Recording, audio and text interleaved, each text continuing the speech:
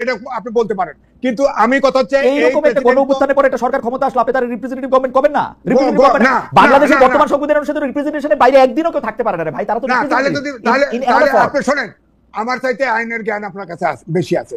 আমি আপনাকে প্রশ্ন করি, আপনি ডক্টর মোহাম্মদ ইউনূস, তিনি 6 মাসের জেল ছিল, তার বিরুদ্ধে দুর্নীতির মামলা ছিল, তিনি কি নৈতিক কারণে সরকার প্রধান হতে পারে? তার বিরুদ্ধে খুব প্রাথমিক অবস্থা তার ওনার যে কোর্টে মামলা ছিল তার উপরে আরো 3টা কোর্ট আছে ভাই। এরকম মামলা আমার আপনার বিরুদ্ধেও আজাদ সাহেব মামলা দিয়ে আপনার মামলা দিয়ে দেবে না। শেষ করি, সেই কেসগুলোতে উনি নড়েন নাই, সেই কেসগুলো এক্সিকিউটিভ অর্ডারে খালাস করে দিয়েছে। 1 2 হলো, তিনি আপনি খেয়াল করে দেখেন যে তিনি আপনার 106 অনুচ্ছেদ অনুযায়ী সুপ্রিম কোর্টের মতামত নিয়েছে প্রেসিডেন্ট, এটা প্রথমে বলা হলো এখনো বলা, এবং সেনা প্রধান বলেছিল যে আপনার 626 জন সেনানিবাসে আশ্রয় নিয়েছে। আমি নিজে বলেছি যে অন্তর্বর্তীকালীন সরকার কেন সেনা প্রধানকে জিজ্ঞেস করে না 626 জন গেল কোথায়? আমরা তো ভারতে দেখি, আমরা দুবাইতে দেখি। আর্গুমেন্টটা বলেন যে 106 অনুসারে প্রধান বিচারপতি সহ 6 জন বিচারক বলছে। আমি ওইটাই শেষ করছি। যখন সেনা আইএসপি থেকে সেই তালিকা দেওয়া হলো, তখন দেখা গেল প্রধান বিচারপতি অ্যাপিলেট ডিভিশনের আরো জাস্টিস ওই সেনানিবাসে ছিল। তাতে অসুবিধা কি হইছে? আমি শেষ করি। তারপরে সেই 100 অনুচ্ছেদ অনুযায়ী মতামতটা কে দিল? উনারাই দিছে। উনারা ওখানে তো বন্দীও ছিলেন না, নড়াচড়াও করতে পারতেন না, এরকম না। আমি 5 আগস্ট ওখানে গেছি, 6 আগস্ট সকালবেলা গিয়ে হাইকোর্টে সাইন করতে পারবো না? এটা কি যুক্তি? না করবেন, উনি তো নাই। কে বলছে? সে তো সেনানিবাসে ছিল। সেনানিবাস থেকে আসতে পারবো না, গাড়ি চলে না। কে হাইকোর্টে সাইন করে যাব। আমি বলি জনাব ওয়াজেদ হোসেন শাহীন, আরে না জোর করে হবে না। আপনি শুনেন, তারপরে হাসনাতের নেতৃত্বে হাইকোর্টে মব ভায়োলেন্স হয়েছে, সব বিচারপতি ভাগায়। সেটা 9 আগস্টের কাহিনী, সেটা 9 আগস্টের কাহিনী। আমি আপনাকে বলি 9 আগস্টের কাহিনী। আমি আপনাকে বলি সেনানিবাস থেকে 6 আগস্ট সেনানিবাস থেকে হাইকোর্টে যাইতে, কারণ সেই সময় রাস্তায় কারফিউর মতো বিভিন্ন জায়গায় বিভিন্ন ছিল, স্পেশাল গাড়িগুলি 35 থেকে 40 মিনিট লাগার কথা ম্যাক্সিমাম। সেটা সরকার কেন প্রেসিডেন্ট যে মতামত চেয়েছিল সেই ডকুমেন্ট কেন আপনার শো করে না? 2 হলো, আপনি দেখছেন কেমনে? না আমার কাছে কপি আছে, কোথেকে আসে কপি? কোন স্বাক্ষর থাকে না, আমার কাছে কোনো ইয়ারায়ের মধ্যে থাকে। এটা অনুস্বাক্ষর ইনিশিয়াল দিয়ে যায়।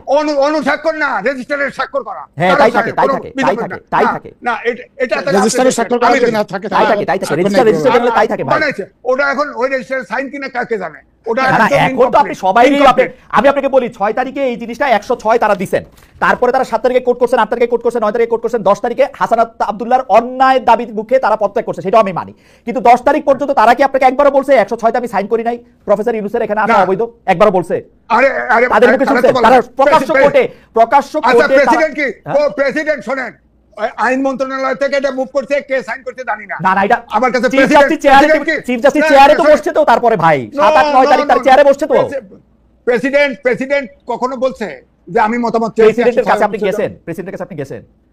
কে? আমার দেওয়া লাগবে না তো। প্রেসিডেন্ট তার বিপরীতে কি বলছে?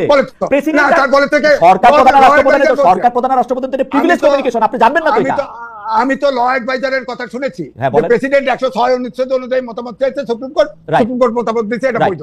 সুতরাং এটা সাংবিধানিক সরকার। অবশ্যই সাংবিধানিক সরকার হলে সংবিধান সমুন্নত রাখার ওত নিয়ে সংবিধান সংস্কার করে কিভাবে বলেন আপনি? সংবিধান সংস্কার করবে না যারা সংবিধান সংস্কার করছে এখন পর্যন্ত 17 না 18টা সংস্কার মানে অ্যামেন্ডমেন্ট চলে, তখন সংস্কার করেন না? সেটা নির্বাচিত সংসদ করেছে। এটা নির্বাচিত সংস্কার ছাড়া সংবিধান সংশোধন হয় নাই।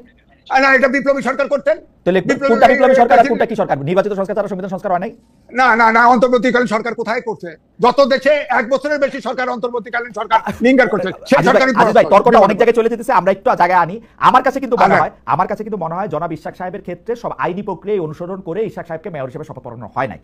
আমার কাছে মনে হয় ইশাক সাহেবের সাথে স্পেশাল সরকারের কোন রকম স্পেশাল মানে শত্রুতা নাই, কারণ জনাব শাহাদাত তো বিএনপি করতেন, জনাব শাহাদাত মেয়রিটি দিছে, ইশাক সাহেবের মেয়রিটি দিবে না কেন? ইশাক সাহেব বিএনপিই করে, তার কোনো অসুবিধা নাই। বরং শাহাদাত সাহেব বেশি দিন ধরে মেয়র থাকবে, উনি মাত্র 1.5 সপ্তাহ থাকতেন। এটা তো যদি মাত্র তাহলে দিত তো। আমি ছোট মানুষ, ছোট কথা বলি।